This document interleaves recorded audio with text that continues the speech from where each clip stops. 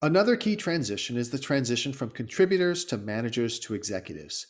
You begin with contributors. Everyone needs to be an individual contributor who is doing something on the front lines. This is critical because you just don't have a lot of people. You don't have the resources to let someone just manage others. But as your company grows and you get to beyond the point where you, as the founder, can manage everyone, you're going to need to bring in other managers, people who are going to help coordinate and help the collaboration between all the people in the organization. Now, managers are a bit of a transition, but it's an even bigger transition to go from having managers to having managers and executives.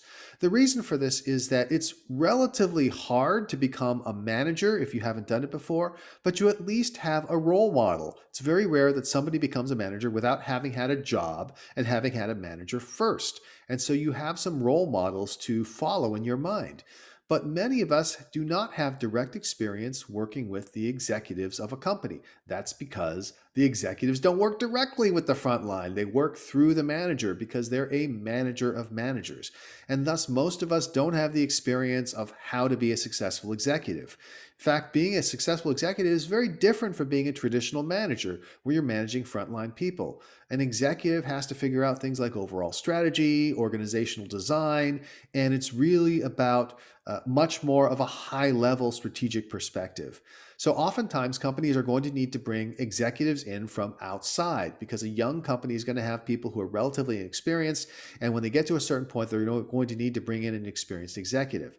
It's very important not to bring in an executive that is too used to a big company. We'll talk more about this later on in the counterintuitive rules under hire Ms. Right now, not Ms. Right. But the point is you want to bring in executives who are not beyond your stage. And when you do bring them in, you want to bring in executives who recognize that they're coming into a situation where people had successfully done a lot of things right already. Otherwise, they wouldn't have gotten to the stage where they needed an executive. So you want an executive who's really open to understanding how things came before and then improving them rather than trying to come in and say, this is how we always did it at Google.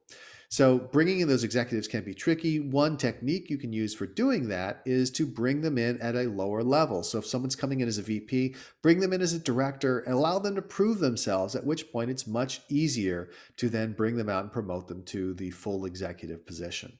This is a tricky transition to manage, but it is absolutely necessary because you cannot have a large company without managers and executives.